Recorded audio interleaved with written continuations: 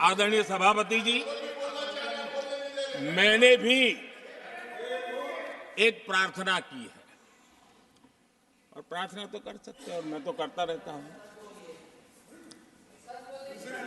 पश्चिम बंगाल से आपको जो चैलेंज आई है,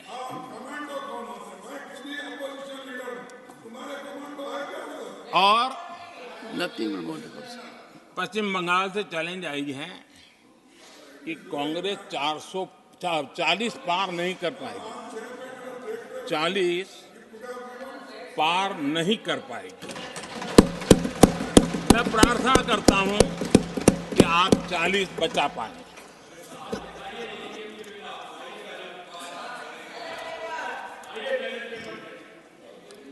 आदरणीय सभापति जी, हमको बहुत सुनाया गया है और हमने सुना है। लोकतंत्र में आपका कहने का अधिकार है और हमारी सुनने की जिम्मेवारी है।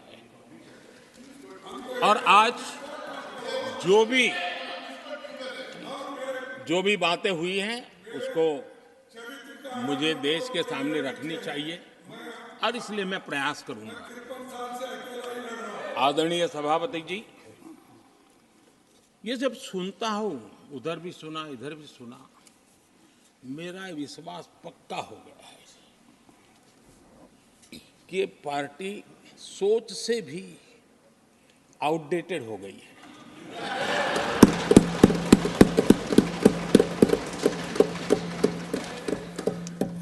और जब सोच आउटडेटेड हो गई है तो उन्होंने अपना कामकाज भी आउटसोर्स कर दिया है।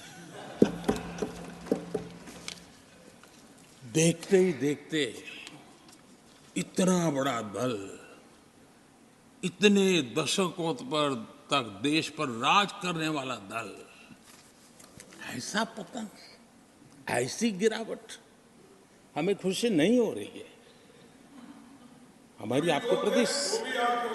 आपके प्रति संवेदनाएं हैं, लेकिन डॉक्टर क्या करेगा जी? पेशेंट खुद, आगे क्या बोलूं?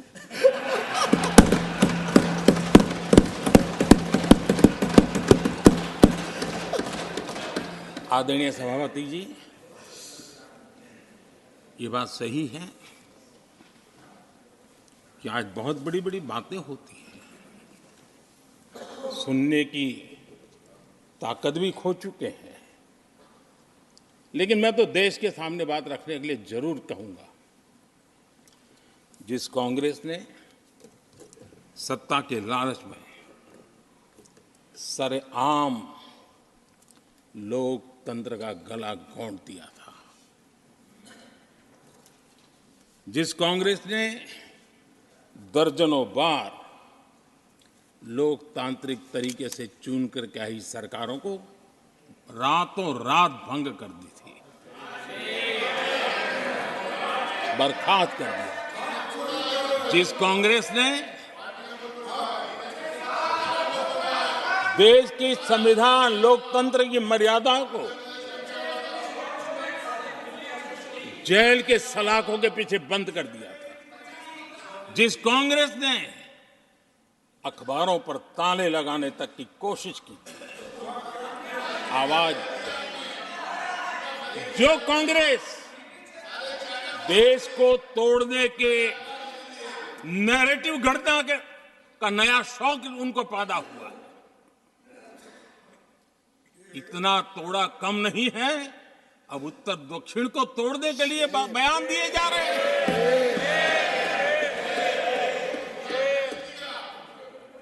और ये कांग्रेस हमें लोकतंत्र और फेडरलिज्म उस पर प्रवचन दे रही है। आदरणीय सभापति जी, जिस कांग्रेस ने और भाषा के नाम पर देश को बांटने में कोई कसर नहीं छोड़ी, जिस कांग्रेस ने आतंकवाद और अलगाववाद को अपने हित में पनपने दिया, जिस कांग्रेस ने नॉर्थ ईस्ट को हिंसा, अलगाव और पिछड़ेपन में धकेल दिया, जिस कांग्रेस ने जिस कांग्रेस के राज में नक्सलवाद के लिए देश के लिए एक बहुत बड़ी चुनौती बनाकर के छोड़ दिया, जिस कांग्रेस ने देश की बहुत बड़ी जमीन दुश्मनों के हवाले कर दी, जिस कांग्रेस ने देश की सेनाओं का आधुनिकीकरण होने से रोक दिया, वो आज हमें राष्ट्रीय सुरक्षा और आंतरिक सुरक्षा के लिए भाषण दे रहे हैं। जिस कांग्रेस ने आजादी के बाद से ही कंफ्यूज रही, उनको उद्योग जरूरी है कि खेती जरूरी है, उसी कंफ्यूजन में गुजारा किया। जो कांग्रेस तय नहीं कर पाई कि नेशनलाइजेशन करना है कि प्राइवेटाइजेशन करना है, उलझती रही। जो कांग्रेस 10 वर्ष में 12 नंबर से 11 नंबर पर आर्थिक व्यवस्था ले आ पाई, 10 साल में 12 से 11 नंबर। और आप 12 से 11 आने में बहुत मेहनत नहीं पड़ती है, जैसे जैसे आगे बढ़ते हैं तो मेहनत और बढ़ती है। हम 10 साल में 5 नंबर पे ले आए। और ये कांग्रेस हमें यहां आर्थिक नीतियों पर लंबे लंबे भाषण सुना रही है।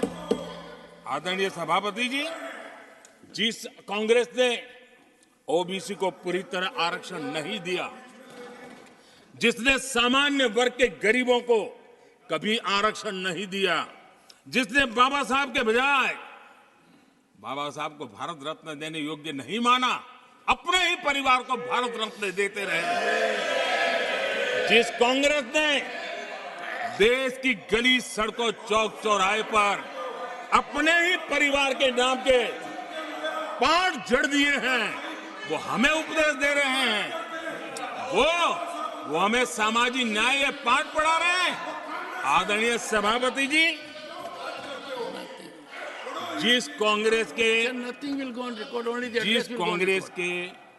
अपने नेता की कोई गारंटी नहीं है, अपनी नीति की कोई गारंटी नहीं है, वो मोदी की गारंटी पर सवाल उठा रहे हैं।